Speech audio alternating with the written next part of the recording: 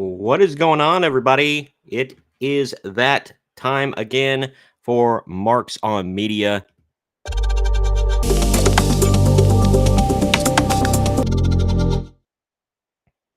It is I and my kitty. As you can see, the setup is a little different today.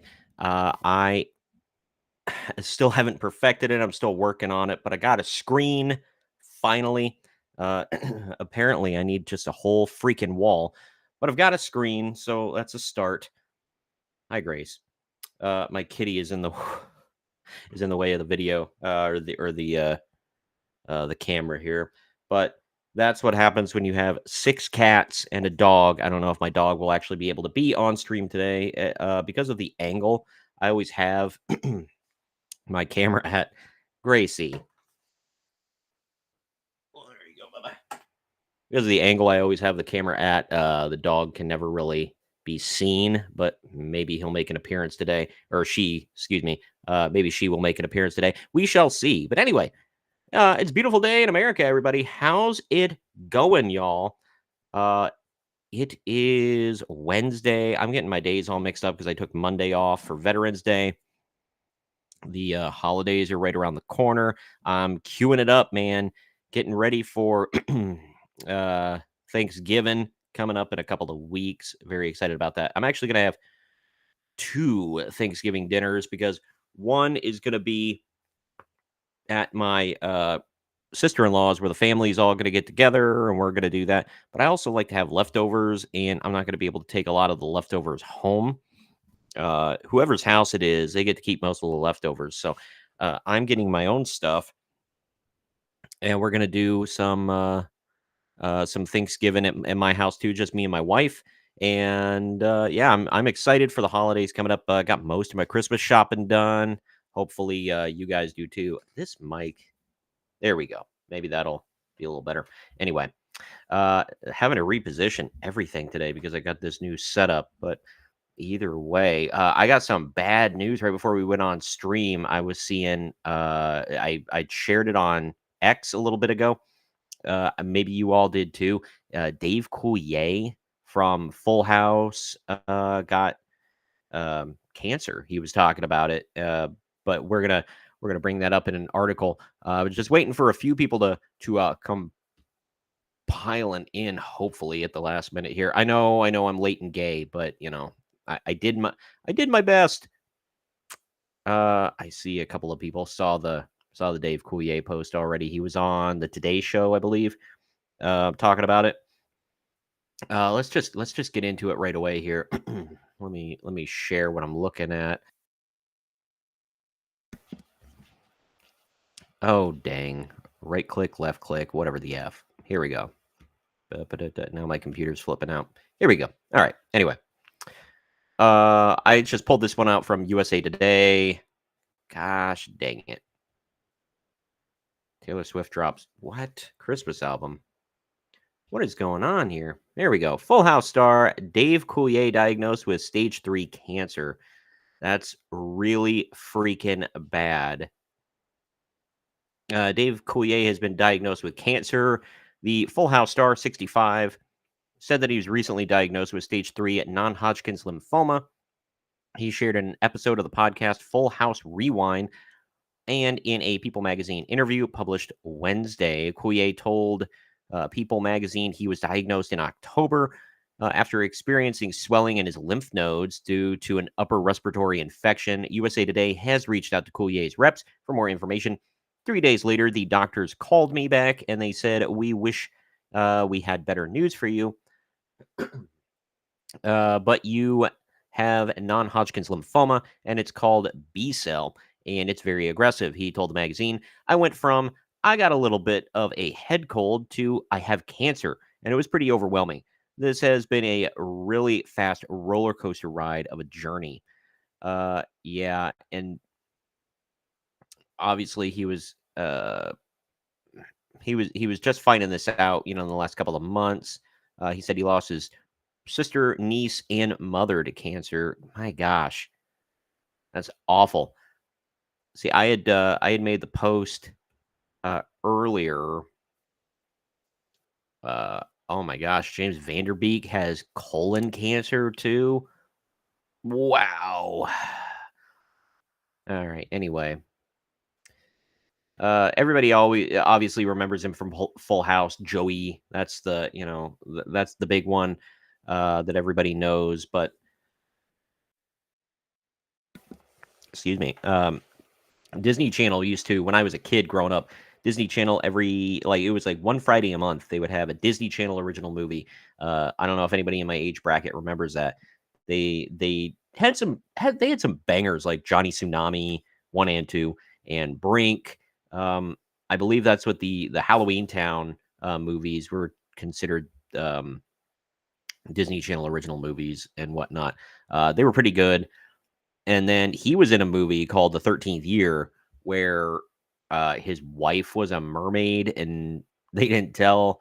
And apparently, the son, since he's half mermaid, at his 13th year, he becomes a mermaid, merman, whatever the F. It was really weird, but he was the he was the father in that movie. I remember that. And the son has to decide whether he wants to be a human or a mermaid. Pretty sure he picks human, but anyway, yeah. So prayers go out to Dave Coulier.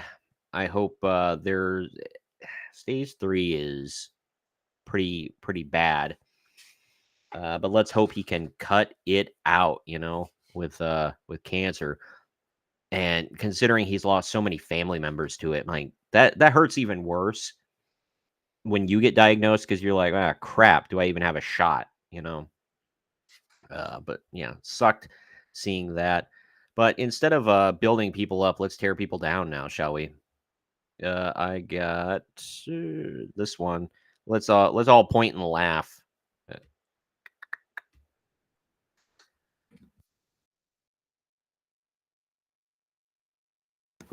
Almost forgot to turn my mic back on. Disney eyeing EA CEO Andrew Wilson to replace Bob Iger. So Bobby's gonna drop that grenade and get the F out. That's awesome. Again, he already did that to Bob Chapek. He set him up for disaster. He's like, look, we're doing. It's like when a president comes in and does all this stuff, and you're like, things are ticking along pretty well, and looks like the policies are holding up. It's like, yeah, but the policies have kind of a time limit on them, kind of like FDR. It's like, look, I'm doing stuff for the current, okay? Like, what is to come out of these policies? That's the next guy's problem, and by God, it was. And that's kind of what Bob Iger did to Bob Chapek. He's like, look, we're doing great now. We're doing gangbusters, but we already have like a solid lineup of stuff coming up down the road, and all these people we hired that are now starting to get into the groove of their job. And well, that's a Chapek problem, not an Iger problem. Disney could hire EA CEO Andrew Wilson to take over for Bob Iger. The search for Bob Iger's replacement as CEO for the Walt Disney Company is on. While many initially thought Disney would turn to an internal candidate like Disney Entertainment co-chair Dana Wilder or Disney Parks and Experience head Josh uh, DeMauro. I think DeMauro. It seems as though the company is looking outside the Mouse House for the next big cheese. So they turn to EA, who, whatever. To identify a potential replacement for Iger, Disney enlisted the aid of hen hunting firm Heidrick and Struggles. Struggles? Really? Heidrick and Struggles. Okay. They came back with 3 candidates, one of which was EA CEO Andrew Wilson. This was first reported by the Wall Street Journal, citing inside sources within the Walt Disney Company. While the hunt for a new Disney CEO is very early on, despite Bob Iger claiming that he'd focus on identifying a replacement when he returned to the company after ousting Bob Chapek 2 years ago, it's interesting that Disney would consider the EA CEO, given the gaming company's spotty history. Yeah, that's exactly what I was thinking. I'm like, man, is that really trading up? Or is that, I don't know if it's up, down, or lateral. It might be a complete lateral move. But the studio gained a reputation in the 2010s for gobbling up smaller studios for their IPs, forcing changes that impacted the quality of their games and then shutting them down once they failed. Which, come to think of it, does sound an awful lot like Disney. That is correct. That's for Mass Effect. I never did play Mass Effect. So, does EA own BioWare? Oh, God. Did not know that one. Guess I didn't dig deep enough. Oh, wait. Yes, I did know that. Okay, because it says electronic. Because in the Dragon Age, the Failguard, in all their trailers, it said Electronic Arts, and then it says BioWare, I believe. So, in gaming circles, it was dubbed the Evil Empire and won Consumerist's Worst Company in America award for both 2012 and 2013. Pretty sure that dubious honor is going to go to Ubisoft moving forward. But it was also named the 5th most hated company in the United States by USA Today in 2018. EA, also known for being a studio that loves including loot boxes, microtransactions, and paid DLC into games, it's been accused of nickel and diming players and allowing those with more money to pay to play and ultimately gain advantages over others. Yeah, it's pretty crummy. Most recently, EA has made headlines with the release of Dragon Age: The Veilguard, a AAA game that was in development for more than a decade and has reportedly sold somewhere around 500,000 copies with 30,000 returns. The game prioritizes ESG and DEI themes throughout and often lectures the players on social matters. I have been working on a video for that for a while. I've got it's going to be a longer one. Not too unbearably long, but I do have a video specifically focusing on all the craziness involving this game. It's something. But it was supposed to come out this week, but I went on vacation and ended up getting way behind. So I'm just now working on it today. And then with streaming, unfortunately, I won't be able to stream on my normal Thursday that I like to stream on. I'm going to be busy tomorrow and Friday. So I had to stream today, and I like to do it at 1, but, timing, what's that all about? Wilson is a huge proponent of DEI initiatives, speaking openly about the need for representation in gaming in a letter on EA's official website. Oh boy. Well, Wilson took the CEO position within EA in 2013. He's been with the company since May of 2000, excuse me. Before rising to the CEO role, he was executive VP, blah, blah, blah, blah, blah. Did a bunch of stuff. According to the Washington Journal article, Wilson interviewed to take over ESPN in 2018 and even engaged in talks with Bob Iger about selling EA to Disney. However, the negotiations ultimately fell through. Aw, darn it. Up until now, many assume that the 4 division bosses in Disney's C-suite encompassed the shortlist for Iger's successors. That list includes these people: Disney Entertainment co-chairs, ESPN chairman. Why the hell would he? And then Disney Parks Experience and Products head. You mentioned a couple of those earlier. However, it seems that though the Mouse House is ready and willing to look elsewhere, the company recently announced that Morgan Stanley chairman James Gorman will become chairman of the Disney boards as of January 2nd, 2025. He recently oversaw the succession process at Morgan Stanley, and Disney named him head of its CEO succession committee. Man, I don't know if I do it for the hose. I love that. I have something balls is too small. Sorry, these are funny shirts. I like it. Man, this goes on and on and on. Yikes. Iger's contract is up in December 2026. Yeesh. So they're going to name somebody before that. Coming up soon. Before you know it, it's going to be December 2026. So it's not like we have to wait a long ass while. Stupid shirt or hat. Stupid hat.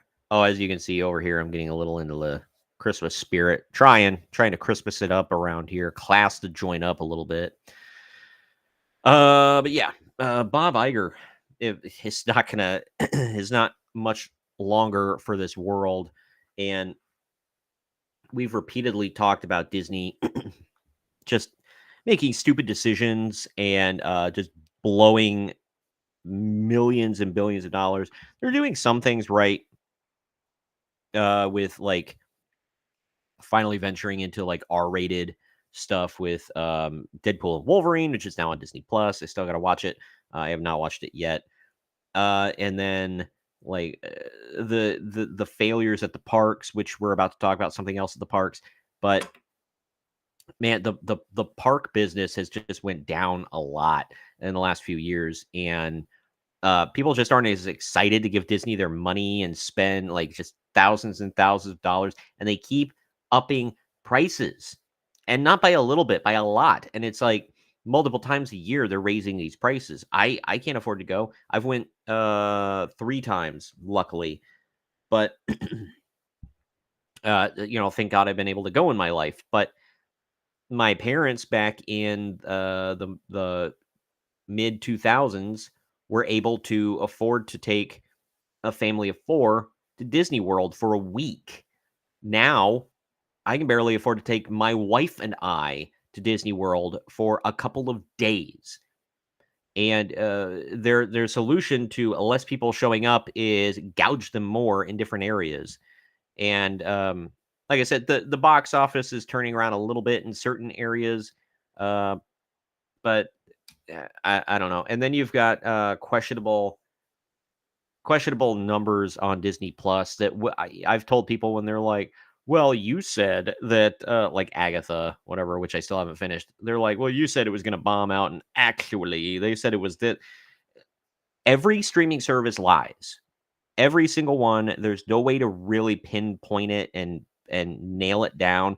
You have some streaming numbers that are incontrovertible, but for the most part, they can pump it up in any way. Just like when they say, Oscar nominee, whatever. Every movie, like damn near every movie, if it meets the requirements, can get nominated for an Oscar. But who gives a damn? You know, how many Oscar nominees are there per year? There's a lot. And it could be nominated for literally anything. It's not Best Picture or anything like that. You can fudge the numbers any way you can. But speaking of fudging numbers and failure at Disney, this one is kind of funny. I was like, "What's the what's the deal with this?" But I had to check it out on my own. This is the only article that I really read through before the stream. But Disney World's ludicrous Frontierland reveal at D23 leaves experts shocked that there's gambling in here, at their incompetence. Considering, didn't D23 happen a while ago? So I don't know. What the F kind of suit is that? Sorry to get off track, but holy God. If I saw somebody wearing that suit, I'd be like, okay. I don't even know what I would do. I would just be like, I can't look away. I have to stare at you. Walt Disney World Resort has struggled as of late with Imagineering projects. You don't say. The once vaunted group, of engineers and artists at the Disney company have recently come under significant fire for being incompetent. Tiana's Bayou Adventure has had significant operational issues despite simply being a reskin of a classic attraction. Yeah, for people that don't know, that was the one I've made videos on that as well. So the deal with that is they were like, "Oh, well, shoot, what is it now? Not Song of the South. Thunder Mountain, I think. One of them, something Mountain, was oh, it was too racist, and it had stuff from Song of the South in it, apparently, which was, they say, is racist and whatever else. So you got to tear it down. And so they replace it with Tiana's Bayou Adventure, and nothing works, and no one cares. And it's not actually based on the movie. It's like a sequel to the movie. Like, after the movie wraps up, then you have this ride. And like, who cares? And like I said, nothing works. So it doesn't matter in the long run anyway. Uh But either way, the lighting for Epcot's World Celebration stopped working within days of its release. Septic smells waft through the air with striking pungency near Moana's splash pad in World Nature. Oh, God. A recent redo of Jungle Cruise was so focused on implementing modern virtue changes that it failed to address infrastructural concerns that later led to the attraction having crumbling buildings. I'm curious as to what the changes were for that. But perhaps the biggest blunder of them all is now underway with a plan to fundamentally change Magic Kingdom forever. Quick reminder, Magic Kingdom just so happens to be the most important asset in the entire Disney company portfolio. That is correct. Walt Disney World drives about 1/3 of all Disney's profits, and Magic Kingdom is the keystone that makes it all possible. Changing it dramatically should be done with extreme caution. Unfortunately, that's not what Disney is planning. Go figure. Here's Frontierland, a map, concept art for Frontierland expansion via Disney Parks blog. It always looks better on the concept art than what it turns out to be. But Frontierland, for people that don't know, Magic Kingdom is when you get to Disney World.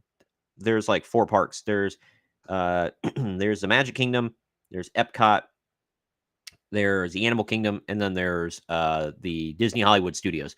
Uh, they're all fun in their own way, but the Magic Kingdom is like the place. It's got Cinderella's Castle, it's got the Haunted Mansion, it's got all the classic rides, the Snow White and the Seven Dwarves minecart ride, pretty close to the front actually. It's got it's a small world, all that stuff, and there's different sections of it. There's one that looks like you're walking down like old school like Revolutionary Times America, like Main Street.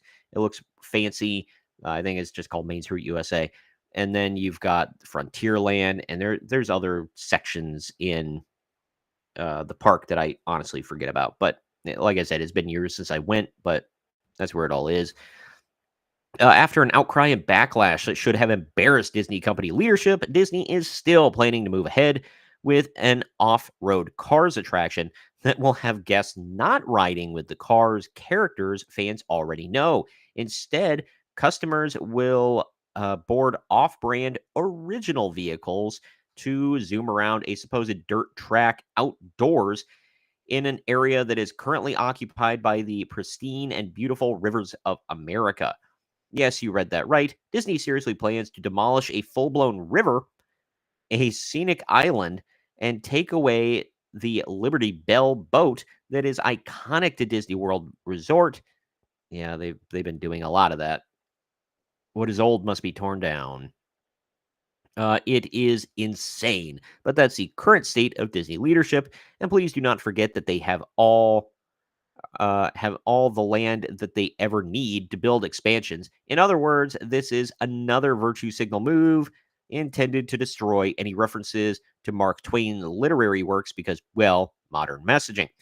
Uh, yeah, I could see that because Mark Twain wrote the N word in his books because it was appropriate for the time that he was writing about, that people like racist people in the South would say those words. And it was never written as like, oh, this person is a good person using the N word.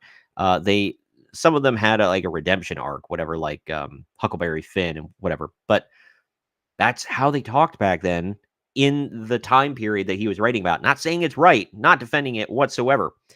Just saying, like, was he historical accuracy is like so foreign to these people now, and these are the same people saying they don't want our kids learning about real history in schools.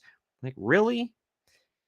These are the ones that are like, um why aren't there more troons on the battlefield storming the beaches of Normandy in World War II? Anyway, and just when you thought that it couldn't get any worse, Disney VP of Parks and Experiences Josh Demore uh, Demaro, excuse me. Demaro. I hate when they put apostrophes in their names, stupid French names. Anyway, Josh Demaro said, hold my Dole Whip. At D23 in Brazil, the company released supposed test footage of the ride system that will be used for the attraction. Not only is it laughably bad, it's also impossible that it will ever be used. First, watch the ridiculous reveal, then I'll explain. Ooh, let's see. Is it going to show me? Is it coming up? Okay, it's coming up in a different window here. I'm gonna watch it real quick. Oh, okay. Here we go. Da, da, da, da. Uh, I'll pull it up. Just a second.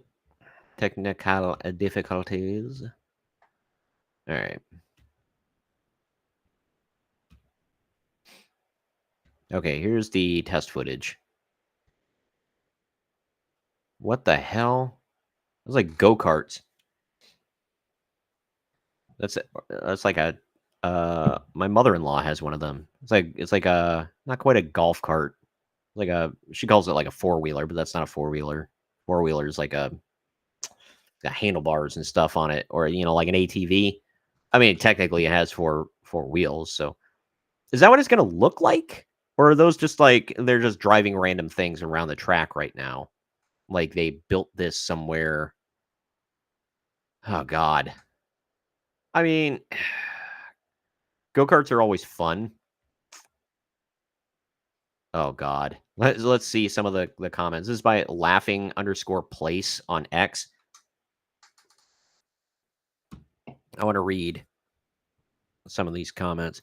Test. To be clear, it is a test of what it looks like to be on the dirt, not a test of the ride system. Okay.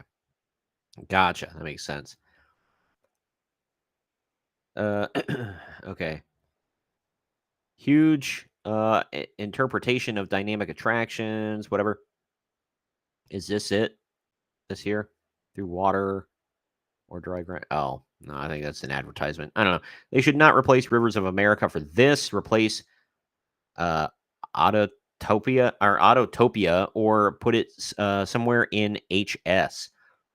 It would fit much better than in the middle of Frontierland in the sightline of Big Thunder and Haunted Mansion. This should not be replacing ROA and TSI. If they like this so much over in Brazil, then maybe they should build a Disney park there and put it there. Looks like a blast. Just a shame it's going to mean the loss of the Rivers of America. Leave Rivers of America alone and place cars somewhere else and start using land surrounding the park and stop replacing existing areas. I'm totally against the idea of removing another classic attraction at Magic Kingdom. Got a quote from Walt Disney here. Here in Florida, we have something special we never enjoyed at Disneyland, the blessing of size. There's enough land here to hold all of the ideas and plans we can possibly imagine. Well, said no cars for trailer. Ka-chow, I guess. But yeah, so there's that. Let me go back to sharing the article here. So yeah, tearing more down, and I'll tell you why. Another reason why take my pills. I'll tell you another reason why it's stupid here. Let's walk this through this together, shall we? We'll begin with the idea that Disney is going to put a giant dirt track in Florida and have their vehicles run on it. Again, in Florida. Would you like to guess how many days it rains in Florida? Would you like to estimate how often it rains just in the summer alone? And you want me to believe they're actually going to put a dirt track in Magic Kingdom outdoors for guests to ride on? Not even Kilimanjaro's safaris in Animal Kingdom is on dirt. It's colored concrete and asphalt to create the illusion.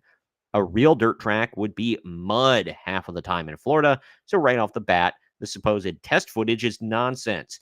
You literally can't put this in Florida for reasons anybody with half a brain understands. All right, so let's then say the gimmick of this reveal is just more Disney silliness, and we all know it's going to be concrete or some other non permeable track for the cars to run on. Okay, cool. The next thing the reveal wants us to believe is that Disney has really done something special by making autonomous vehicles that can race without any physical tracks keeping their cars on the track. Unfortunately for Disney, again, it seems that having a working brain makes this so ridiculous as to be insulting. Question again, if it rains on a non permeable surface, thus making it wet, is Disney really going to allow autonomous vehicles to drive on a wet surface at any speed whatsoever without physical constraints? Yeah, okay, and that's concept art of what it would look like. Ah, God.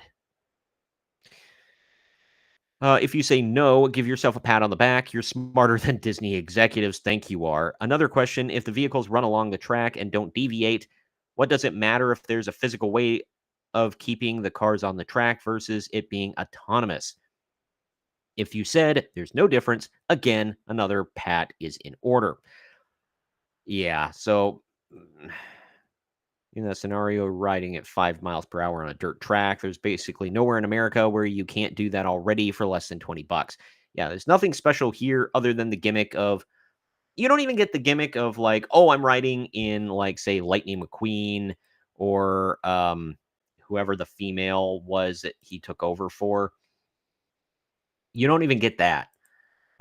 Because like I said, they already said it's going to be new, different vehicles or whatever that they can market, and like not ones from the movie, which you're not going to ride in Mater, you're not going to ride in was it Sally, his girlfriend? You're not going to ride in Lightning, none of them. His mentor, the blue classic car, muscle car, I can't think of now. Uh, yeah, so it's this whole thing is dumb to dumb dumb dumb, and all those reasons that I just gave just shows that Disney didn't think this one through one iota. But then again, it's Disney. So, what else do you expect, my man? This one, I don't use this. Maybe y'all do.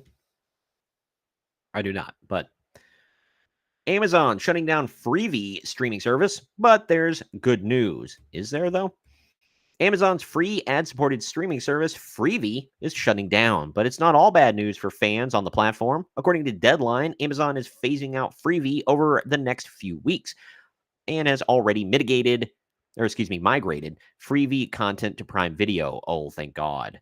New episodes of Freevee series such as Judy Justice, Neighbors, Tribunal Justice, America's Test Kitchen, The Next Generation, and Bosch Legacy will all be available for non-Prime customers and will as will older originals, including Jury Duty, High School, Hollywood House Lift with Jeff Lewis and Primo. Okie dokie. What this means is for customers where Freevee is available, the US, UK, Germany, and Austria. Austria, that's a random one. Content labeled Freevee will now be designated as Watch for Free for non Prime customers, meaning you do not have to have an Amazon Prime membership to be able to watch. Additionally, samples of Prime Video originals, such as The Summer I Turned Pretty and the first episodes of The Boys and Fallout, are expected to continue to be available in front of the Prime paywall as well for customers. Based on a statement from an Amazon spokesperson, the phasing out of Freevee is largely a branding measure. We have built Prime Video into a first stop entertainment destination where customers can personalize their viewing experience by streaming exclusive Prime member entertainment produced by Amazon MGM Studios, licensed movies and series, content from other services as an add-on subscription, live sports, blockbuster movies, and series to rent or buy, fast channels, and the complete Amazon Freevee content offering. The spokesperson said, to deliver a similar viewing experience for customers, we have decided to phase out Freevee branding.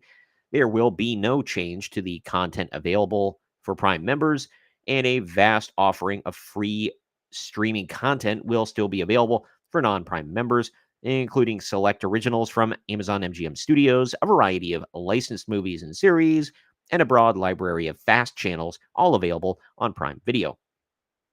I will admit, I don't know what anime fast channels they have on Amazon Prime. I had Prime, a free membership for about a month. I think they give you a month free. And I was seriously just like, okay. Like I was just kind of like waiting for the timer to tick down. And I was like, when are we when are we done with this? I just didn't care. Didn't care at all. Like there was nothing on there besides there was like the James Bond movies and a couple of other things that I was like, oh, okay. Uh, but I don't know. There was nothing on Prime. Like there's The Boys, but I don't I watch it, but I don't have Prime. I'll say that. I'm not going into any more detail, but yeah, I don't know, and I don't really want to give Jeff Bezos any more money than I already do. I buy off Amazon a lot for a lot of things because I mean, come on, it's convenient, and they have things that physical stores don't. They're always like, oh, shop local. First of all, I really wish I could. I would if I could, but who has that kind of money? Seriously, who has shop local kind of money? I want to meet this person so I can be like, damn, what are you pulling in, man? Uh, but I don't have that kind of money. And on top of that, Amazon has things that they just don't sell in stores half the times. Like um, my Xbox One, from the day I took it out of the package, the power brick overheats, and if I don't keep a constant fan on it, it will overheat and die, and then I have to like cool it down, plug it back in, and it'll work. Um, but it like, and I called Microsoft about it, and they were just basically like, "Oh well, no warranty, nothing. F off. Buy a new one." And it severely pissed me off. But they don't make them anymore. Like nobody sells them in stores anymore, ever. Like anywhere. Amazon had them. It was like an off-label one. It wasn't like a Microsoft official whatever, but it worked.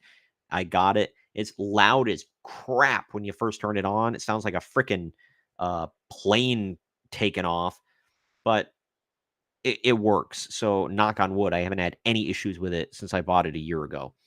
But that was a that was a big search. But yeah, I've never watched Freevee either. None of the shows that they were talking about I've ever even heard of. Um, so whatever. For any Freevee customers out there, though, you can download Prime Video, not pay for a membership, have the free side of it. I think Peacock offers that same kind of stuff, but almost damn near everything on Peacock is behind a paywall. So I think it's that same way with Amazon. Anyway, let's get to this woman. She recently unblocked me on X. Don't know why. She got a new job. She's feeling good about herself. She shouldn't, but ugh, that face again. I like how they always use that smug, nasty ass photo of her.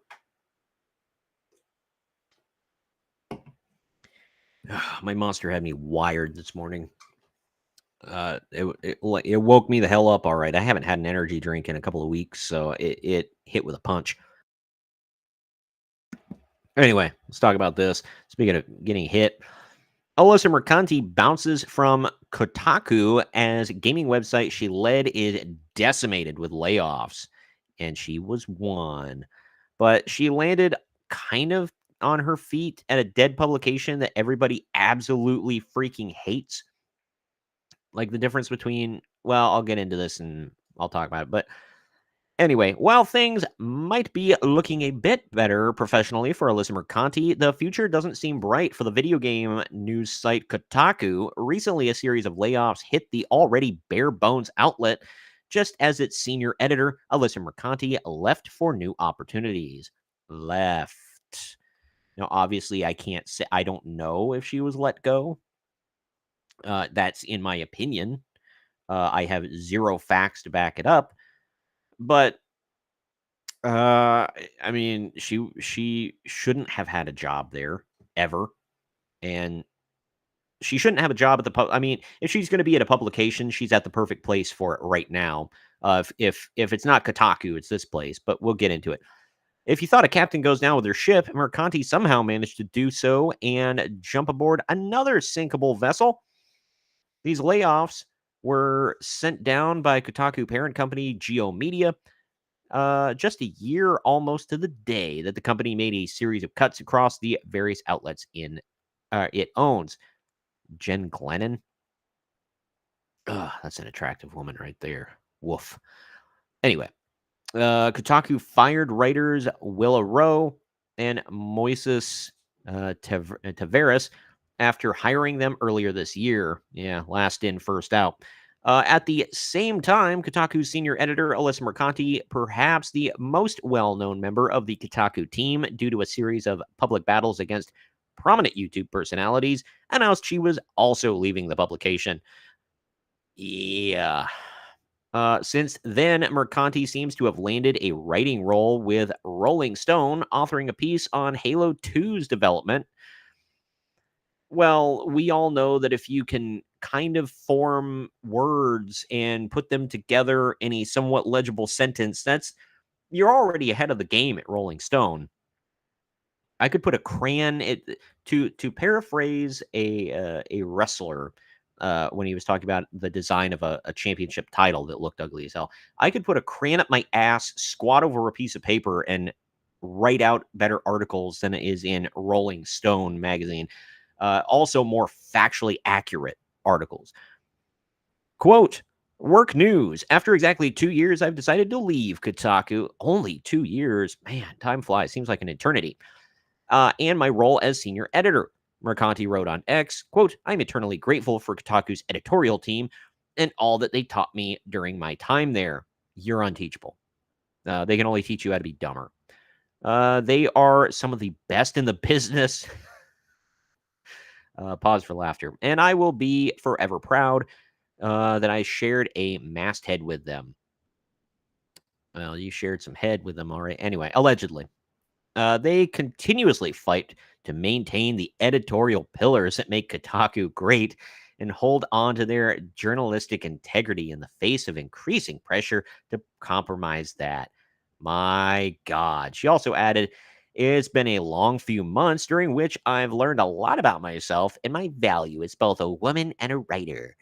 This is the right decision for me. I have some things coming down the pike, so keep your eyes peeled. Some things, huh? No, I will always try to keep my eyes out for anything you're involved in so I can step right the hell out of the way. However, Mercanti noted that her departure had nothing to do with the layoffs. She stated that she'd given her notice to the outlet before the layoffs went into effect. She probably knew something, I would assume. If she was like a senior editor, she was probably in the know. Since then, she's rekindled her feud with YouTuber Smash JT. Dude, she's like so obsessed with this guy. It's effing weird, man.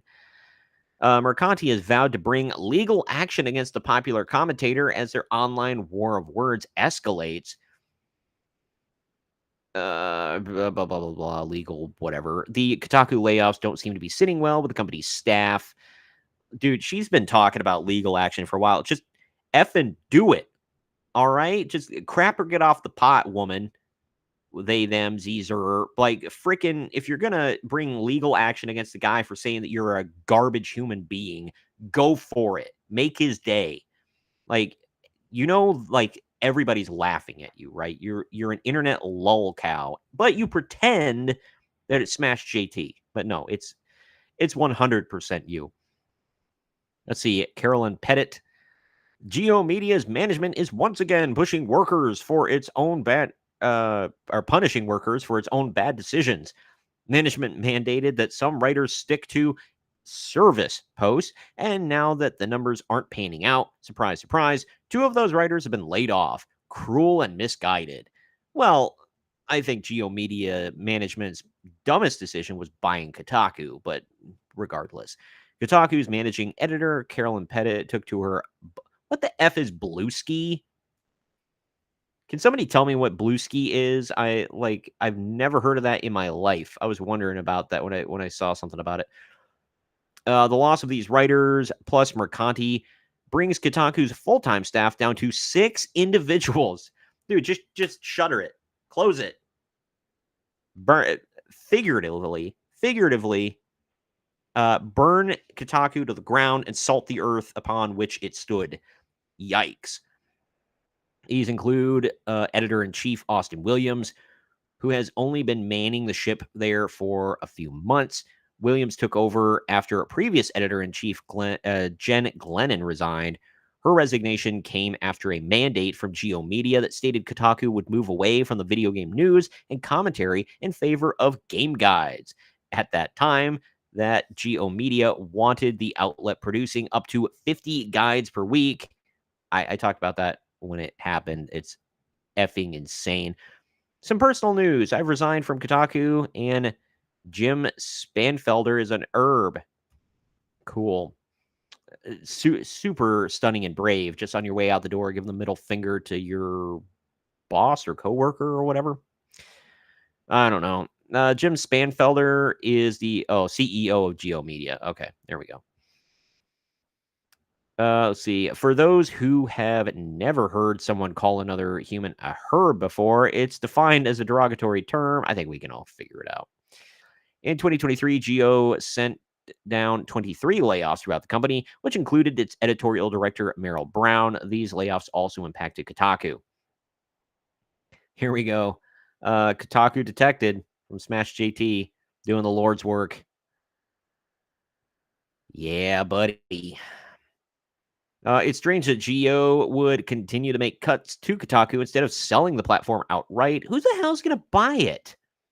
The company has offloaded a number of its own websites this year, including The Onion, Gizmodo, Deadspin, and Jalopnik. Jalopnik? Okay.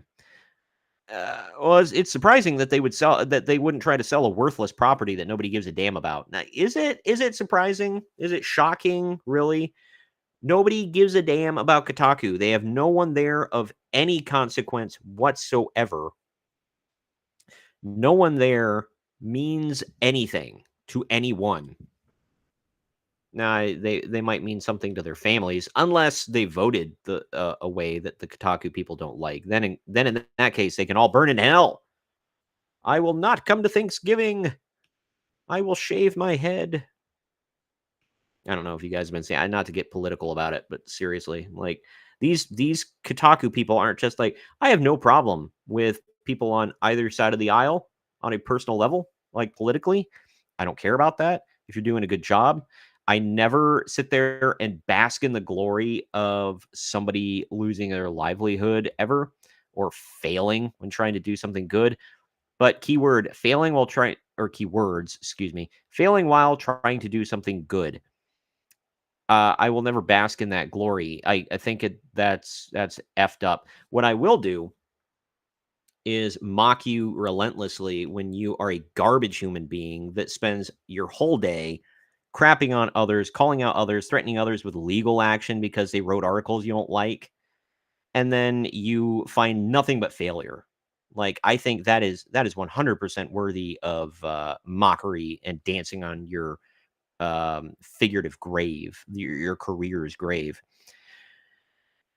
All right. Anyway, before we move into, I got movie news that we can mock. I've got some TV news, anime news, and we're gonna wrap up with game news today.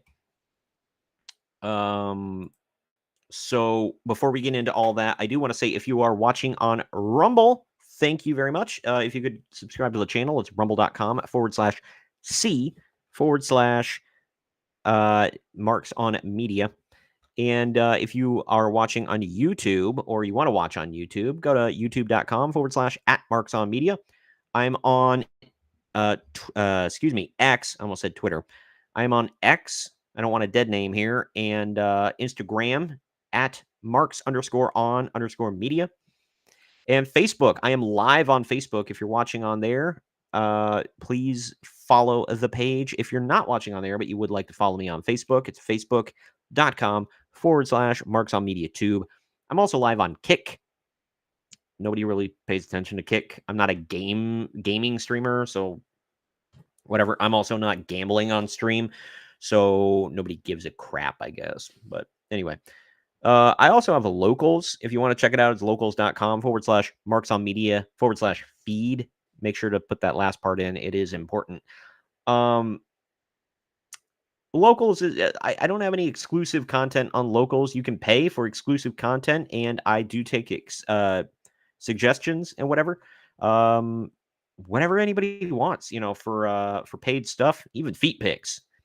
Kidding, not kidding. Anyway, But yeah, if you become a member, a paid member on YouTube, or you pay for my locals, I will put exclusive members only content on there once I start getting paid members, and you give me a reason to go out of my way and make that stuff. But and like I said, I also take suggestions and whatnot from everybody. So okay. So next story here, deserving of mockery and scorn. More Disney don't learn stuff. New Star Wars rumor reveals Lucasfilm's future movies hinge on Rey. Why? Rey will reportedly be integral to future Star Wars movies that are in development, per The Hollywood Reporter, as Lucasfilm plots out a course for the franchise's next slate of films. The one thing they seem to be set on is bringing Rey back. The character is said to be a part of several movies that are being considered, which include the New Jedi Order movie that is set for that was revealed, at Star Wars Celebration 2023, and the recently announced trilogy from writer-producer Simon Kinberg. Yeah, so keep that in mind. Star Wars Celebration 2023, I think that was like last summer. It's been a year and a half. They don't even have a script yet. They've changed directors and writers multiple times. Well, not directors. I'm sorry. They've kept the same director, that Sharmeen Obaid-Chinoy, whatever, that is way in over her head. But they've changed script writers and changed everything so many times. Daisy Ridley doesn't even know what the F is going on. And Daisy Ridley, the only reason she's back, because she crapped on the character. She's like, oh, I'm never doing Star Wars again. The only reason she's back is because she needs a job. Nobody's hiring her. Like, she's become the Hayden Christensen of her time. Only Hayden Christensen was, I feel like, a little bit more likable. I don't know. I shouldn't say that. Daisy Ridley's never done anything to piss me off. She made a bad movie with Tom Holland, but, whatever. She's never done anything that pissed me off personally. I don't like the movies, but that's nothing personal against her, so I shouldn't crap on her. That's not really fair. But anyway, an unnamed source told the outlet, quote, Rey is the most valuable cinematic asset in some ways, maybe the only one Star Wars has right now.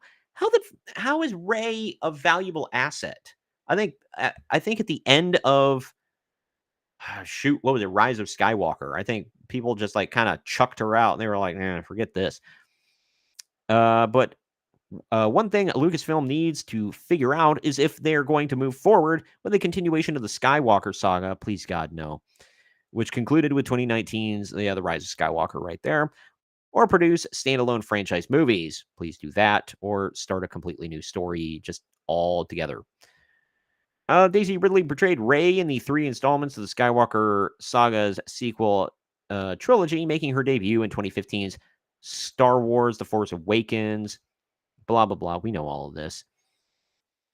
Rey's return to the big screen has been in the cards for a while now. The aforementioned New Jedi Order movie, which is said to take place 15 years after the rise of Skywalker and follow Rey as she teaches a new generation of Force users, was one of 3 cinematic cinematic projects Lucasfilm unveiled at last year's Star Wars Celebration London.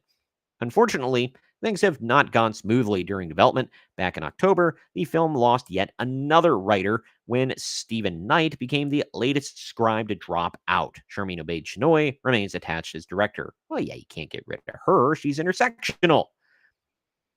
And she's a hardcore feminist, man-hating, whatever. Lucasfilm is at a bit of a crossroads regarding upcoming Star Wars movies. Of the bevy of projects that have been announced post Rise of Skywalker, only Jon Favreau's The Mandalorian and Grogu has amounted to anything tangible, already wrapping production well ahead of its May 2026 release date. The film should be a hit when it comes out, but the future beyond that is very cloudy. As Lucasfilm looks to generate excitement for the next wave of Star Wars movies, building a new series around Rey seems like a logical decision. She's a character audiences are familiar with, and all 3 sequel trilogy films grossed over $1 billion at the box office. Disney's looking to employ a less is more approach, for their big properties, prioritizing quality over quantity.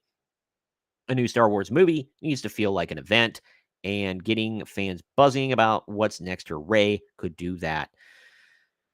Yeah, and then they talk about the polarizing response to the sequel trilogy and yada yada. Yep. I don't think people like Rey as a character, and they haven't. They've proven that repeatedly. Uh, so I don't know. I don't know what they hope to accomplish here with that. Like like we know why Daisy Ridley's here. She's here because she needs a job, and uh, they just can't. It's still with Kathleen Kennedy at the helm. Like she's canceled. They pointed out, nothing has panned out except for the Mandalorian projects. I can't think of any top executive who does that and shelves as much crap, like announces and hires and then shelves as many projects as Kathleen Kennedy has since taking over Lucasfilm, and they still get to keep their job. I don't get it. But, whatever. And you can't really say the same thing about people like Kevin Feige, because Kevin Feige, yeah, he's shelved a few things, he's delayed a few things, whatever. But he has a history of success. You can claim Kathleen Kennedy, oh, well, all three of the sequel trilogy movies grossed $1 billion. Okay. What after that? Like, Kevin Feige had like many, many, many films that grossed a lot of money for many years. Kathleen Kennedy had 3, and after they wrapped up, they had The Mandalorian. I'm assuming it's still successful. I don't know. But then nothing, and she shelves everything. Even that one, I thought this was a cool concept. They were going to hire David Benioff and the other one, can't think of his name, D&D there from, oh shoot, they did Game of Thrones, and they were going to do like an origin movie for the Jedi, whatever, and it sounded pretty cool, their concept that they put out there, and it got shelved. They got promised all this stuff. They wrapped up Game of Thrones really quickly because they were going to go make Star Wars, and just didn't happen, man. So I don't know. And then, like I said, Daisy Ridley is at this point where she's like, I don't know what the F's going on. They just lost a writer, but they're still keeping that highly unqualified Charmin Obaid-Chinoy. Has only ever done feminist documentaries, and now she's doing supposed to be doing a blockbuster Star Wars film. Like, why? What's give me a good reason she has earned this position. Did she really wow in the interview? Did she have like such a? We can see her filmography. It's not like you can look at her, like her resume is out there for everybody to see. It's not like she came in with an impressive resume that's like, yes, you should be making these films. Give me a break. She ticked all of Kathleen Kennedy's boxes, so she got the job. And if these Rey movies do well at all, I will be blown away. She's supposedly supposed to be the new, taking on the Obi-Wan role and training up the new Jedi. Bleh. Nope, that was supposed to be Luke. You guys blew your opportunity. And I think everybody's kind of checking out of Star Wars. They're kind of tired of Disney Star Wars at this point. So, yeah, whatever. Rest in piss, Star Wars, I guess. It's really sad because it's one of the greatest IPs of all time, and they just blew it. Let's see. Sorry, I'm making a few notes here. Move that out of the way. Excuse me. Have you subscribed to the channel yet? Go ahead and do that, or follow me on social media if you haven't done that yet either.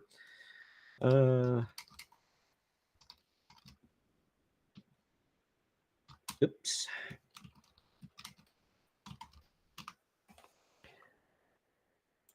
Do that now while I'm prepping. All right. Moving into television. That's the only movies thing I had.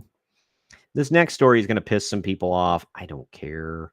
It's going to piss some people off for various reasons. One of the reasons is just because who this woman is and what she does, what she says. Okay, I don't care about that. Other people will be pissed off because they just don't think this should be happening, just because they're so in love with the past, or they think that the future is going to destroy it. Which, I mean, that tracks. But we'll get into it. Uh, no, here we go. HBO boss confirms J.K. Rowling has been fairly involved in the Harry Potter TV series production. Says her views on uh, T issues have had no effect on ability to find cast or crew.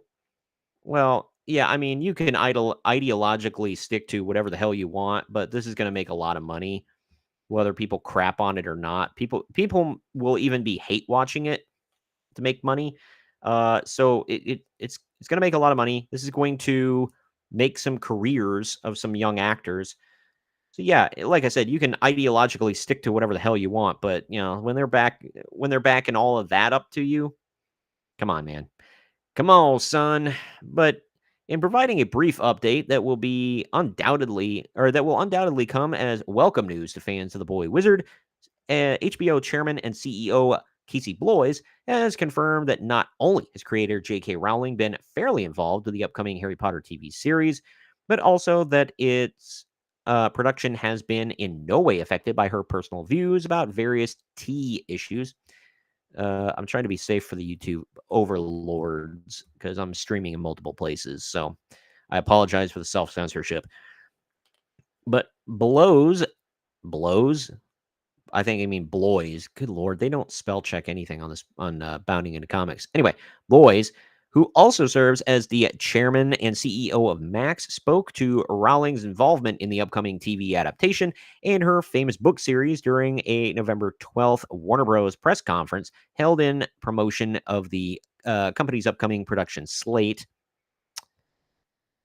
As recapped by IGN's Alex Stedman, at one point fielding questions from attendees, Bloys was pressed by a uh, currently unidentified reporter as to both how involved Rowling was in the Harry Potter series production and whether the author's passionate views about the T issues had caused any problems in the ability to find its cast. Beginning with the reporter's first question, Bloys answered in turn, she's been fairly involved. She was very involved in the process of selecting the writer and director, and I imagine she'll have options on casting. Moving to the second, the CEO affirmed that Rowling's reputation as a vocal critic of tea politics, quote, hasn't affected the casting or hiring of writers and production staff, so we haven't felt an impact from that. Notably, Bloy's recent comments are in line with the ones he gave on the I don't know why I was thinking it was a female. Casey Bloys, I guess. I mean, that's, unisex, but I don't I just ran hey, look at me being progressive thinking it's a girl boss. Anyway, Bloy's recent comments are in line with the ones he gave on the subject following the initial announcement of the Harry Potter series greenlighting, per Variety's Angelique Jackson, when asked during a Q&A session held with members of the press following WB's 2023 Investors Day presentation, whether he had any concerns regarding the potential impact Rowling's views may have on the series production. Bloys declined to comment, asserting, quote, "No, I don't think this is the forum," end quote. This isn't a political podcast, so I'm not gonna, or show, So I don't talk much like hard politics. I'll talk sociopolitical stuff, whatever. It's not such a big thing anymore. People will still rant and rave, and the vocal minority will scream and yell and make their voices heard. But other people are also making their voices heard that they either don't care about this stuff or they don't like it. That And we heard a big, loud, thundering voice about that in the last couple of weeks. So, check the game tape, check the stats. Just saying. But who gives a crap, man? And they said, yeah, she's fairly involved, which she should be. It's her creation, and they had the film rights. I don't know if those expired. I don't think so, but they had the film rights for Harry Potter. I think because they made the Fantastic Beasts crap movies. look, I liked the first one. I thought the second one was pretty decent. A little long, but it was okay. Third one blew all kinds of ass. Um, excuse me. They had the film rights for Harry Potter, but I guarantee they had to make a different deal for television rights. Kind of like how Amazon only has television rights. Um, Amazon only has television rights for Lord of the Rings properties.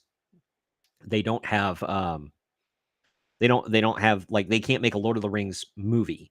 They would have to make a completely separate deal with the Tolkien estate. But I don't think they can because Warner Bros has that. Warner Bros has the film rights for Lord of the Rings, and that's why they're making that anime movie coming out in December, a couple of weeks, I think. The War of the Rohirrim. Rohirrim. When's the release date? I will tell you here in just a second. I'm just really curious. I forgot Brian Cox is in that. December 13th, baby. December 13th, War of the Rohirrim. So they maintain the Lord of the Rings film rights, and and they're making the that Gollum movie, the Hunt for Gollum. That's coming out. That's going to be live action. War of the Rohirrim is anime, but I guarantee they had to make a completely separate deal with J.K. Rowling to make this Harry Potter show because they already own the TV rights, and uh, she would have put in there, I have to be involved or no bueno. So, and that's what I would do if I owned, even if my book wasn't like as successful as Harry Potter, because Harry Potter is like a once in a lifetime kind of property that's gigantic. I mean, you got Universal Studios they're building a third section in that Epic Universe park. They're building a third section for Harry Potter. It's so freaking successful. They got all the movies, they got the merchandise. They're still coming out with brand new merchandise, the costumes every Halloween, every Comic-Con, they're everywhere. The books still sell like hotcakes. It's crazy. Harry Potter is a gigantic brand, but uh even if you don't have something that successful, like authors are too quick they're just like, give me the money, whatever. But if I wrote books, because I'm currently working on a few book series, if my books are even semi-successful and they're like, we want to make it into a show or a movie or something like that, I'd say, cool, cool, cool, cool. I have to be a producer with some sort of final say on the movie or the show. I don't have to have like the 100% like veto power, but I need to have some form of authority where my voice is actually cared about on this project, or no, you get nothing. Sorry. I'll shop it around. But either way. Uh so yeah, good for J.K. Rowling. Bad for the troons, bad for the nerds, and the people that have never grown up past Harry Potter. Harry Potter is literally the only book they've ever read in their entire lives. Dude, read Lord of the Rings, The Hobbit, read um, A Wrinkle in Time. It's a book.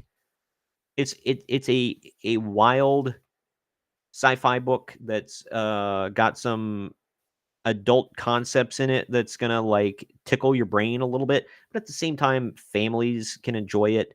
Not young kids, but younger kids can enjoy it. When we adopt, I'm gonna definitely read that book to my kid. So anyway, any hoozle,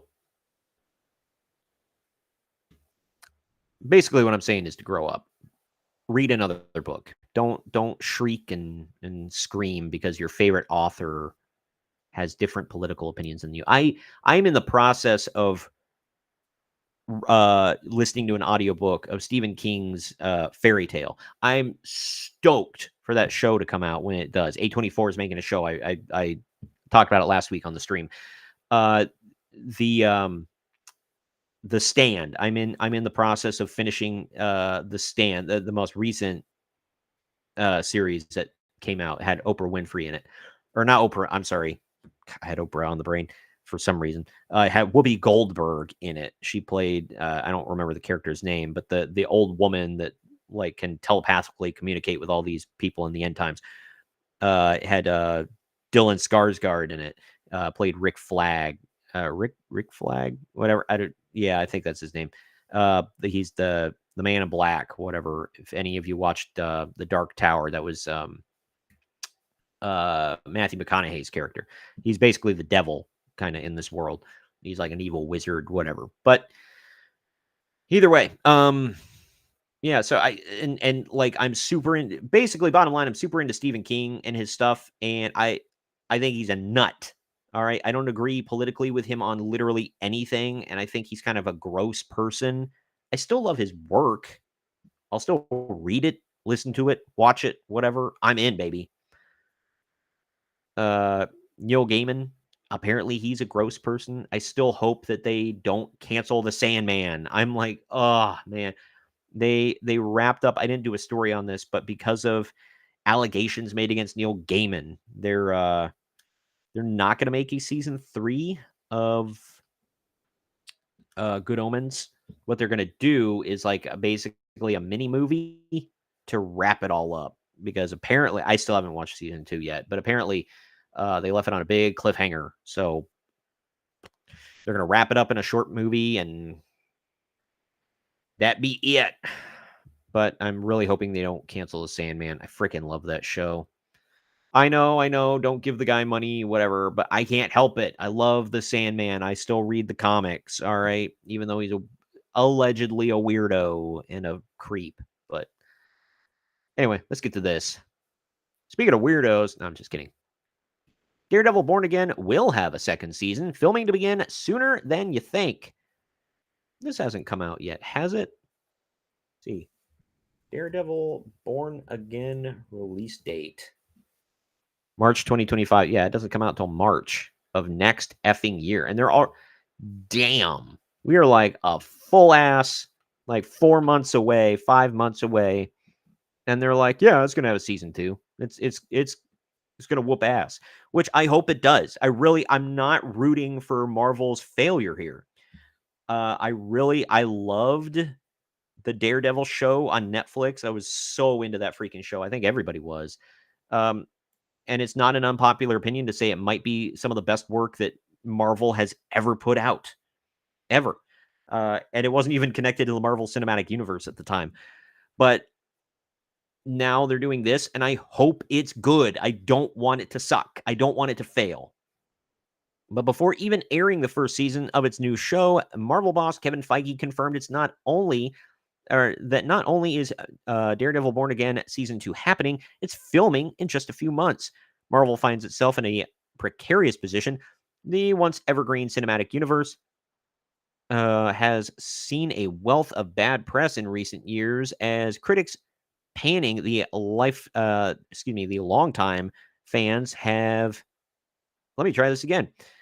The once evergreen cinematic universe has seen a wealth of bad press in recent years as critical panning from longtime fans has led to diminishing box office returns.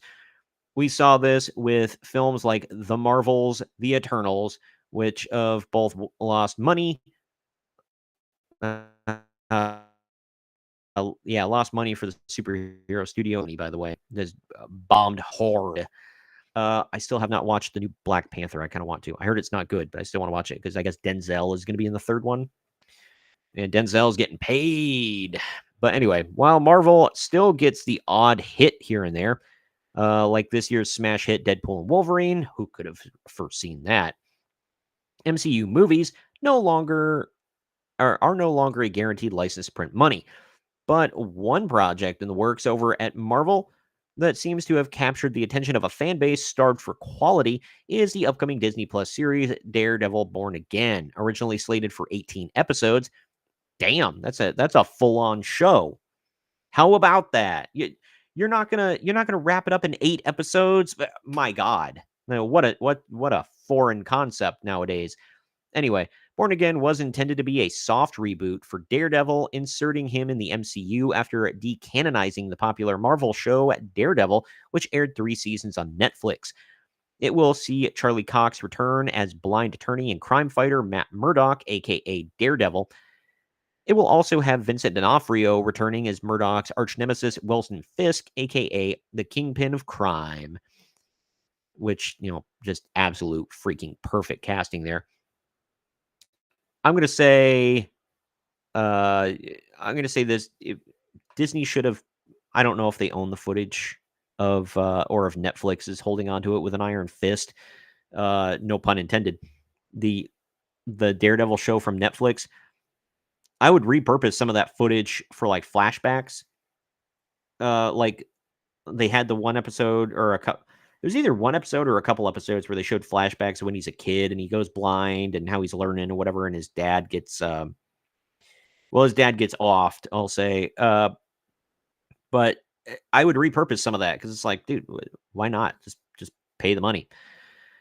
The show reportedly went through multiple rewrites with the season shortened to just 9 episodes. Holy crap. Well, I guess that is still a foreign concept. Oh, God. Sorry, I just saw some breaking news. It did not make me happy. Anyway. Disney also confirmed that it was recanonizing the Netflix show into the MCU, making this less of a reboot and more of an unofficial Daredevil Season 4. Kevin Feige recently confirmed that not only will the show have a second season, but that it starts filming in February 2025, which means when the show debuts its first season in March, they'll already be underway, they're well underway, producing Daredevil Born Again Season 2. It could also mean that fans can expect Daredevil Born Again Season 2 sometime in 2026. And that's another thing. My God, what a foreign concept nowadays. You have a season, and then next year you have another season. You don't wait 2 to 3 years to put out another season. Gosh, I think the first anything to really do that was Sherlock. Did anybody, Benedict Cumberbatch's Sherlock? They would wait like 2 to 3 years and put out another season. It's only got 3 seasons, and each season is 3 or 4 episodes. And I realize every episode is like a full ass movie. But my God, it's like, dude, split it up, make it shorter episodes, spread it out longer, and then put out one season a year like normal effing TV. I hate the way TV is done nowadays. Hate it. My cats are checking out stuff.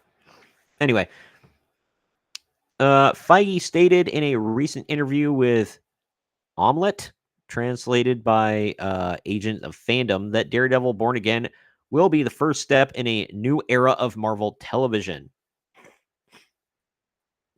What's the television down here? These are all movies. Ugh, man. No on the She-Hulk. I think WandaVision took a crap at the end. No on Captain Marvel. The rest of these they remain to be seen. But anyway, we're really excited to premiere the first season next year, when we'll be filming the second season, Feige said. We like the idea of developing series for multiple seasons. After all, that's one of the coolest things about television. Since producing original television content for the Disney Plus streaming service, Marvel hasn't double-dipped much for multiple seasons. The only notable shows in Marvel's TV lineup to receive a second season on Disney Plus are Loki, which ended after 2 seasons, and What If, which will end this December after its 3rd season. I mean, What If is a cartoon, so it's a little easier. I don't totally hate this costume because it's a throwback to the original comics, but it's kind of ugly, if I'm going to be honest with you. It looks like the Arizona Sun Devils. You know what I'm talking about? Anyway, let's forget about his appearance on She-Hulk, shall we? I still haven't watched season 2 of Loki. I heard it was good, but I'm just kind of like marveled out at this point. Let's hope, for all of our sakes, that they do right by Daredevil. And it is good. No more crap, man. And yeah, they're going in they're going in I'll just say deep. I'll leave the the need to be censored words out, but they're going in deep with this one. And I hope that they're doing it right. I hope they brought in some smart writers that respect Daredevil, respect the fans, and are going to make something good out of this. Let's move on. This one kind of goes from TV right into anime. So it's like a betweener story. Netflix's Avatar: The Last Airbender Season 2 fills out the Earth Kingdom with new cast. This is another one that's in my queue I really need to watch. It's such... Hi, kitty. It's such a... like, it's a divisive show. I get some people that have been like, man, it's actually really good. I enjoyed it. I have other people that are like, oh my god, it's not as good as the anime. But they say that every time. Every time there's a live action adaptation of anything, they're like, oh, it was so much better as a cartoon. Like, whatever. I like it. I really liked One Piece. I'm hoping this is good too, but I gotta watch it. I never did watch the original cartoon, so. But Avatar: The Last Airbender is now in production on season 2 of the live action series for Netflix. And now the Earth Kingdom is becoming a little more real as its wider cast is being filled out with some new key additions. The first season of Avatar: The Last Airbender was a major hit when it debuted on Netflix earlier this year, so it was no real surprise to find out it would be continuing. But rather than just renewed for a single season, Netflix announced that Avatar: The Last Airbender would be getting both a season 2 and 3 to help bring it all to an end. And I will say I like the fact that they called it Avatar: The Last Airbender and not just The Last Airbender. You remember when the M. Night Shyamalan's crap-ass movie came out, and they were like, well, we don't want to be confused with the show or the movie with the blue people in outer space. Ferngully the ripoff. So we're going to go with The Last Airbender. Like, okay. Anyway, work on... That movie sucked anyway. That's a step above Dragon Ball Evolution. At least The Last Airbender was kind of entertaining, whereas Dragon Ball Evolution just sucked all the way around. It wasn't even fun. I was just like, what is this? Anyway, work on Avatar: The Last Airbender Season 2 kicked in rather quickly as filming for the new episodes began earlier this fall.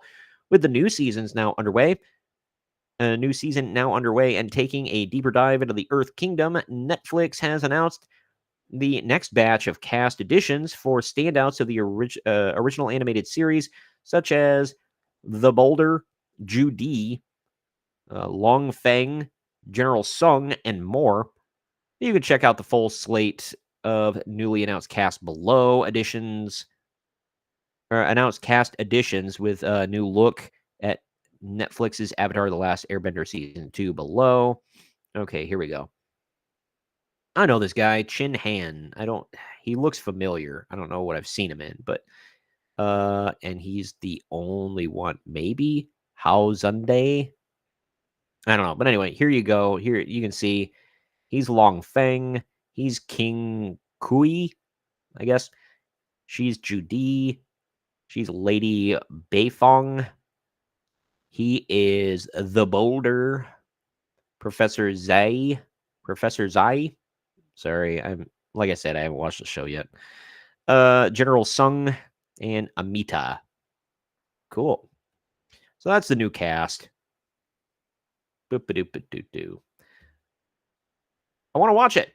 Looks good. I know, like I said, all the nerds are raging about it. And like I get half and half because I've seen some like big time nerds, they'll love it. And then other ones that are like, they do the typical, it's not as good as the cartoon because I like cartoons, but I like, fine. I get it. I like cartoons too. I love anime. I actually just started watching Persona 4 because Persona, they don't have a Persona 1 or 2 anime, which is weird. They started with Persona 3. The Persona 3's anime is only in sub. And if anybody's been watching any of my stuff long enough, you know that, or been following my social media, if I can help it, I will not watch subtitles. I hate subtitles. That seems to be a woman thing too, not just and with like English stuff that they speak the language. They always have to have the subtitles on. My sister did that. My wife does it every once in a while. Every time I go over to my sister's house, her damn subtitles are on. I'm like, dude, turn it off. Like, what? Why? And and I don't know why subtitles bug the piss out of me, but I can't. I don't like it. I don't like it. No, I don't. But I don't do subbed. I do dubbed only. That's why every time like people are like, "Oh, do you see the new episode of whatever anime?" I'm like, "No, because the dubbed version hasn't come out yet."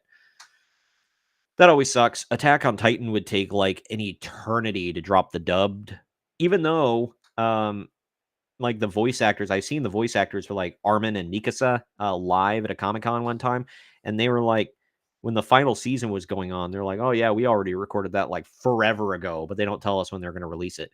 Like I know it takes a little while to match stuff up and everything, but holy God, release it soon. Like it was almost like 6 months to a year after the release of the episodes, then you would get the dubbed ones. But regardless, I just started watching. I skipped over season Persona 3, got to Persona 4. I can tell by the animation style it's older, but it's interesting so far. I'm only on the first episode. I want to see more, and I wanted to get to Persona 5, but I didn't know if I needed to watch 4 before getting to. I think that they all seem like original stories. So maybe I'm wrong. Anybody that knows Persona, hit me up and let me know. Um, but yeah, so like I said, Avatar: The Last Airbender live action is on the list, bro. I have a few more stories here. I do have a heart out, and I am 100% gonna make it. Like, I don't have that many more stories to go over. I have one that's a cross between anime and movies or TV, I should say. So I that's why I put it here. When transitioning from TV into anime.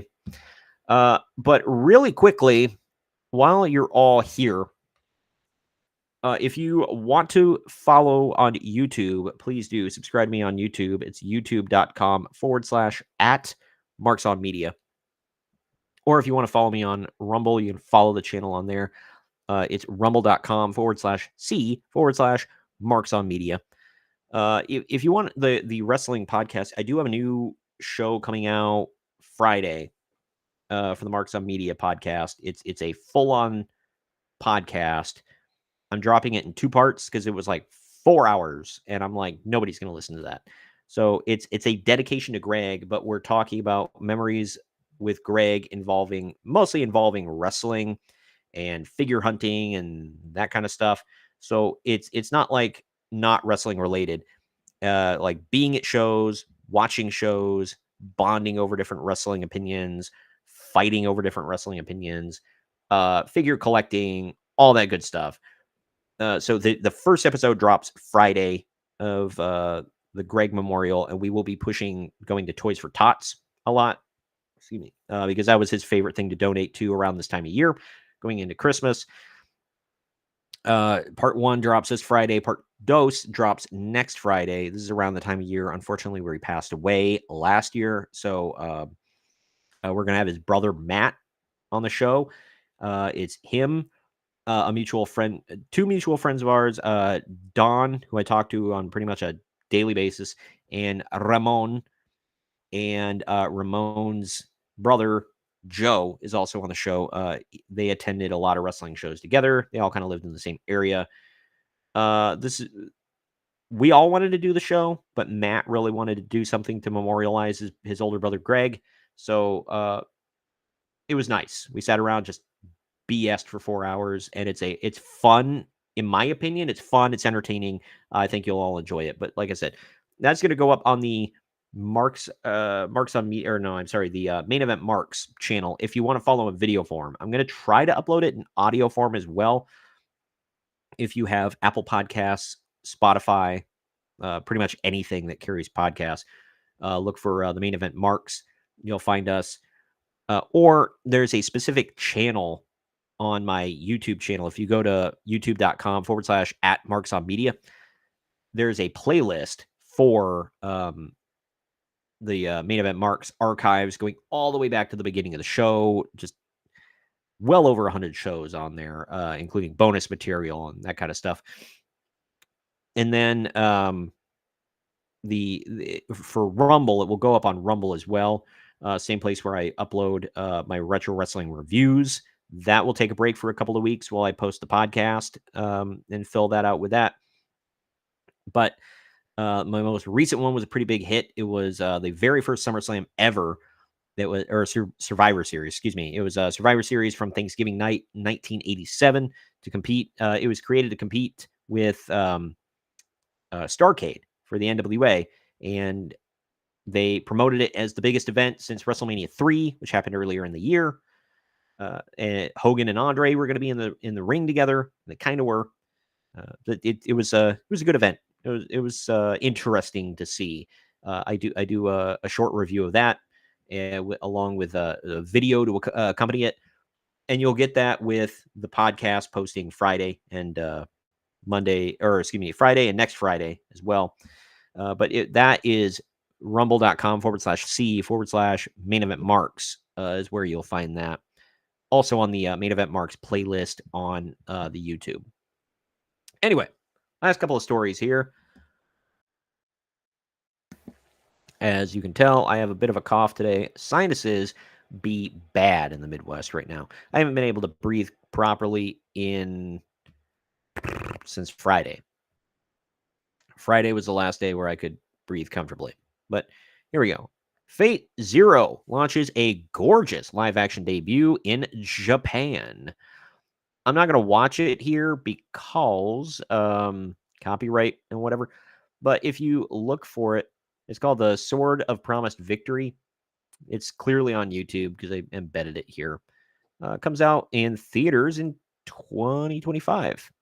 So anyway, Gen Urabuchi, a renowned visual novel franchise, Fate, has become a cultural staple among anime fans for how easily it transcended from one niche to being able to dominate almost every other facet of the community. I think it's on Hulu. I should add that to my list. Anyway, with near countless anime adaptations, mobile games, light novels, and other media, it shouldn't be surprising that the series is getting a live-action musical production, something that's surprisingly common with popular IPs in Japan. One of the most famous examples is the Attack on Titan musical. I think I talked about that last week, which actually made its way to the United States for a limited run earlier in October 2024 at the New York City Center. Yeah, I can't even imagine. That sounds hilarious. But the musical adaptation of Fate Zero will begin general ticket sales beginning in late December 2024 in Japan. While fans won't know what show dates look like until then, the main cast and costumes detailed have been received, and everybody involved looks absolutely stunning. Officially titled Fate Zero: The Sword of Promised Victory, the musical is a condensed retelling of Fate Zero's main plot. I will say they look cool. I haven't seen the musical. I think this is a hilarious concept. I don't want that playing in the corner. But Fate Zero's story takes place around 10 years after the events of Fate Stay Night. Fate Stay Night? Okay. And follows the Fourth Holy Grail War, a secret tournament held in the confines of Fuyuki City, Japan, where 7 masters summon magical servants, beings that are the reincarnations of legendary souls from across history, to fight for them in a flashy battle royale to decide who will win the mystical Holy Grail, an artifact capable of granting any wish the owner could think of. Zero follows the foster father of Stay Night's lead protagonist. Oh, I'm not even going to try that name. A ruthless assassin that's chosen to take part in the war on behalf of his wife's family. Back in 2011, UFO tables See, at first I thought it was UFO Table. Is it UFO Table? I don't know. Anyway, UFO Table produced a 25 episode anime adaptation of Zero's story. The musical intends to condense at least part of the story and will be bringing key characters like Archer, Saber, and Ryder. Okay, then. That's not what I thought it was. Just like the Attack on Titan thing, they got me. But that's kind of funny. I'm not going to lie. But now I kind of want to watch it. Maybe after I finish Persona. Didn't play the Persona games. The Persona games didn't look interesting to me. I do like the art style, though. I like a lot of anime art style, so it doesn't take a lot to impress me there. But yeah, I gotta add that to my list. Like I said, I think I saw it on Hulu. If not, I'll find ways. I'm not gonna pay Crunchyroll. I will never give Crunchyroll my money. My wife has a coworker that pays for Crunchyroll, and like I guess she was talking about letting my wife use it, and I'm like, eh. I mean, I guess if we get it for free, I'll use it. Twist my arm, I guess. But let's get into some gaming here to wrap things up, eh? Eh? Some pretty exciting stuff. New Steam Deck announced by Valve. That's cool. Valve has announced a new Steam Deck, with a bit of a catch. The last few years have been a pretty significant shift in the way people game. Handhelds have been a part of gaming for decades, but outside of games specifically made for them, like Pokemon, players were given a much different experience from the console counterparts of their games. Things began to really change with Nintendo Switch, though. A ton of AAA games were developed for Nintendo Switch alongside Xbox One and PS4 versions, giving players the opportunity to play huge games like Doom on the go. It was a real game changer and a big reason why the Switch is one of the most successful pieces of gaming hardware ever, and simultaneously showed other companies that there's a serious market for this kind of experience. The Switch was a little different because you can also plug it into your TV and use it's just like a regular controller. It's not like a weird controller that you got to figure out how to format your game for. In my opinion, it just I mean, I don't know. Obviously, I'm not in the industry, but you could honestly just plug the damn thing into the TV and just leave it just like a console. Yeah, it's got to go on like the little cartridge whatever instead of a disc, but either way, after that, Valve began developing the Steam Deck, a handheld that allows players to play their Steam library on the go. For the first time, games like Marvel Spider-Man and Red Dead Redemption 2 could be experienced outside of your home and could be enjoyed for a plane, a bus, or anywhere else.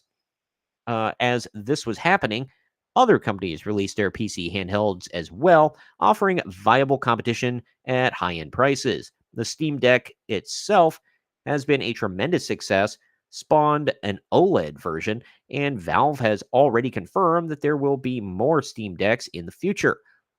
It will be a while before the Steam Deck 2 comes about because Valve is waiting for a notable leap in power while being able to keep it reasonably priced. Well, good for them. They're not just doing the old look, we're giving you a little bit of extra value, but you pay us like a ridiculous amount of money. Do it. However, in the meantime, Valve is still trying to give people reasons to buy more Steam Deck units. The latest example comes in the way of a brand new limited edition white Steam Deck OLED model. There are no differences in power or performance from the regular Steam Deck OLED model, but the white is certainly a flashy, eye-catching look. Is that it? And that is what it looks like. By God. And you know what? How much does it cost?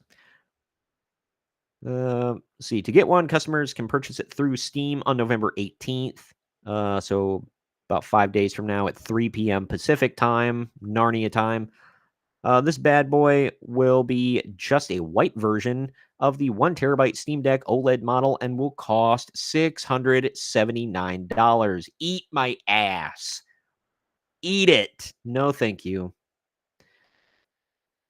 As of right now, Valve hasn't said how many there will be. However, if you want a Steam Deck and aren't able to nab the white one, there are plenty of regular OLED ones available as well.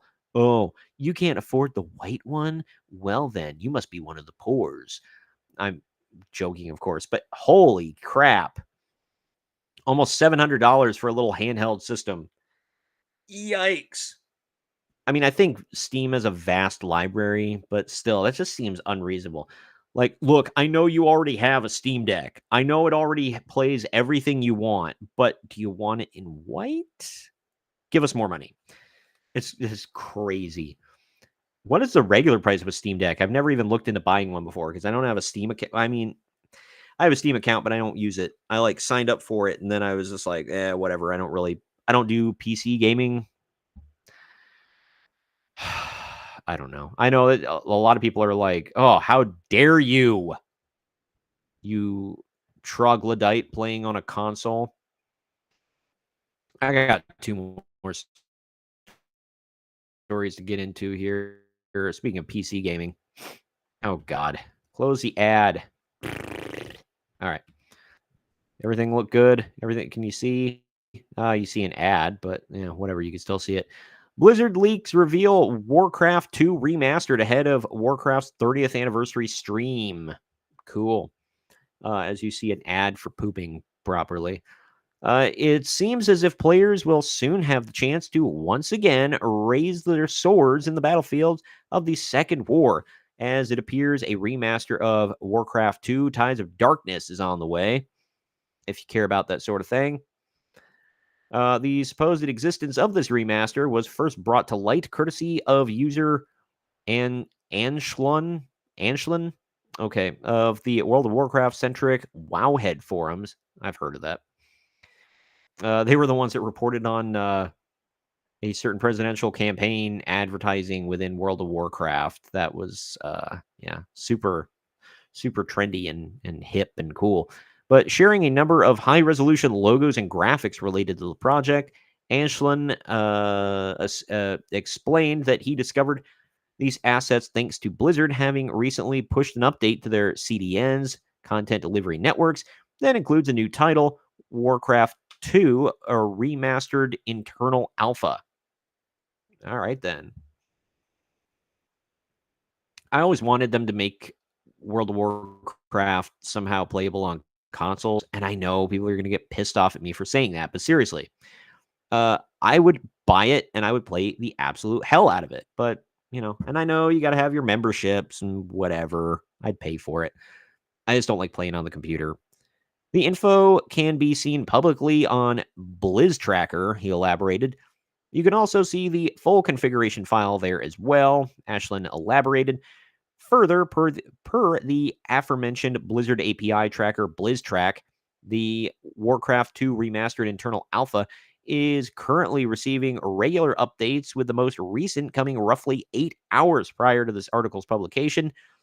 While Blizzard has yet to officially confirm the game's existence, giving the developer is set to hold a Warcraft 30th anniversary direct on November 13th, which is today.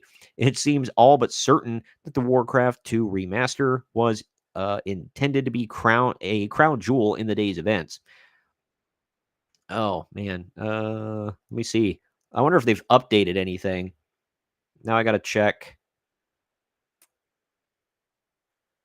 Let me see. Let me check the news. Oh, so the original Warcraft 2 Tides of Darkness launched in 1995. In doing so, notably adding a naval combat to the RTS series strategic offerings, and received the Beyond the Dark Portal expansion a year later. Okay. Warcraft 2. News. Anything? No. Latest thing just says, wait. Blizzard Shadow drops Warcraft 1 plus 2 remastered, as well as Warcraft 3 reforged overhaul. Okay. Here we go. LFG. Let's effing go, boys. So ignore that last one. Going to go to VG247. Blizzard Shadow drops Warcraft 1 and 2 remastered, as well as a Warcraft 3 Reforged overhaul. Old school RTS back again. Second time's a charm? Question mark. Give me just a second here, boys. Like I said, I have a hard out, and that is vastly approaching. I only got one more story after this.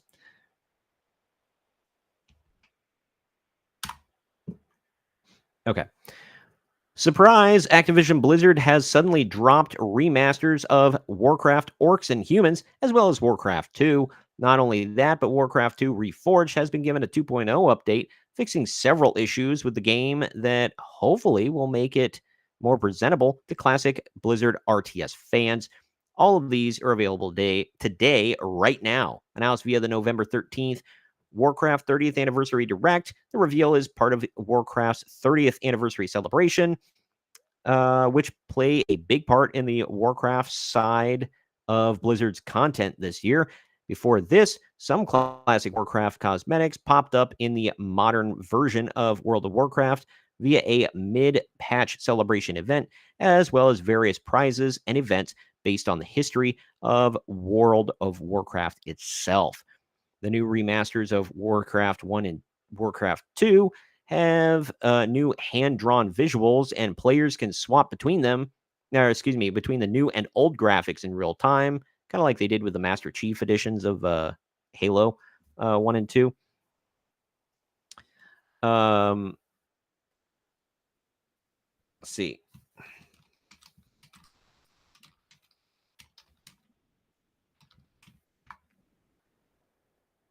Let's see.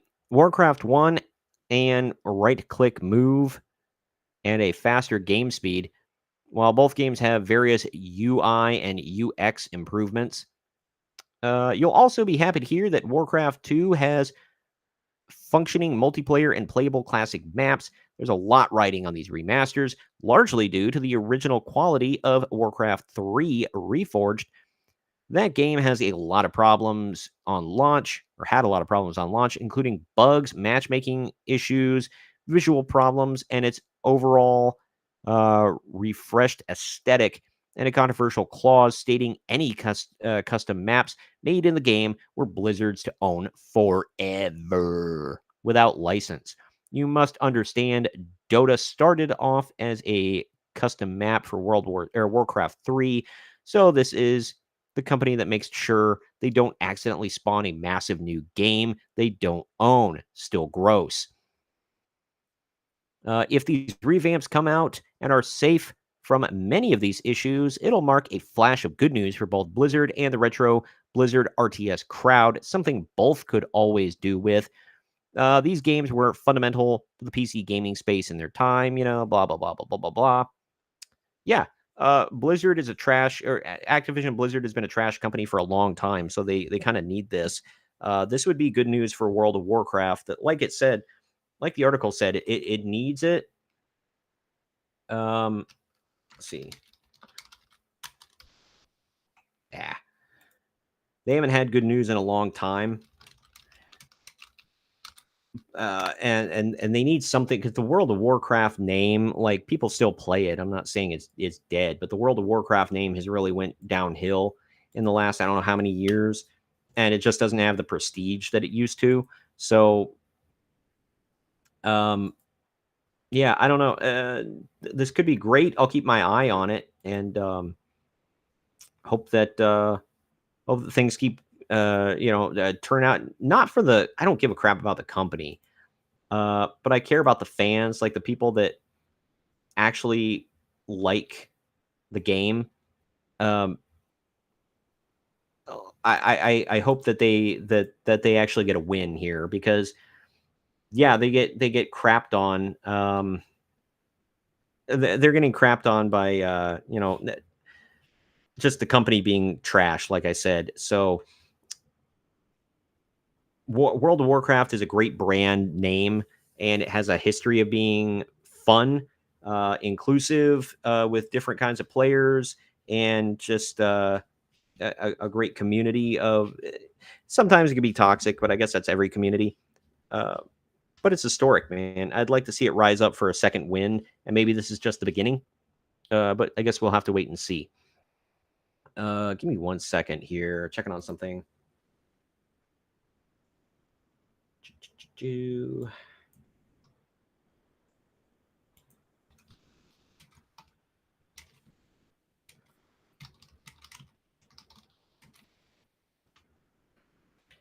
I got one more story I'm going to blow through here, but in the next couple of minutes.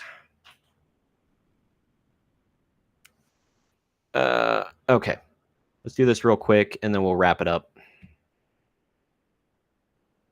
Come on, man. Okay. Doom Eternal is completely free to download and keep, but not for much longer. Just a heads up for all of you. I wanted you to know. Doom Eternal is completely free to own in a deal that won't last much longer. Earlier this year, Bethesda and id Software announced that Doom: The Dark Ages is the next entry in the long-running shooter franchise. Set to release in 2025, The Dark Ages will serve as a prequel to both Doom 2016 and Doom Eternal, and will feature combat that is more medieval in style. Now, for those who might be interested in the Dark Ages but haven't played the previous entry, an ongoing offer can have you play it for nothing whatsoever. As of this moment, Doom Eternal remains free on Prime Gaming. While not technically free to everyone, Doom Eternal is available at no cost to those who have an Amazon Prime membership. Given just how common it is to have a Prime subscription, this deal is one that tens of millions of people around the globe will be able to take advantage of. Doing so will grant you the code for Doom Eternal that can be redeemed on the Microsoft Store for PC. At the time of writing, the deal for Doom Eternal has been live for about a month, so it's not necessarily a new offer. The reason it's worth mentioning once again, though, is because this promotion won't be active much longer. Doom Eternal will exit its free games rotation on Prime Gaming in roughly 48 hours on November 13th. So get on it. Cut us off. All you really need to know about that. Get to it. You want to play Doom Eternal for free? Check it out if you have an Amazon Prime membership. Just trying to hook you up there, everybody. Some hot topics in gaming to close this out. But I thank you all for being here with me today and checking me out. If you could, one more time, just to come on, man. Just to let you all know. YouTube, if you could subscribe to me on YouTube. If you're not watching on YouTube, it's youtube.com/@marksonmedia. Rumble is rumble.com/C/marksonmedia. Or if you can check out the Main Event Marks wrestling content, it's rumble.com/C/main event marks. On X/Twitter and on Instagram, I'm at marks_on_media. And on Facebook, it's facebook.com/marksonmediatube. I keep up with all of my social media. I'm also on Truth Social. I'm also on Getter. If you want to look for Marks on Media there, you'll see me. It's just a logo to the show, and I will interact with you however you reach out to me. I reply to all my comments and all that, so I appreciate you all checking me out. But this has been Marks on Media. We will see you all next time. See you later.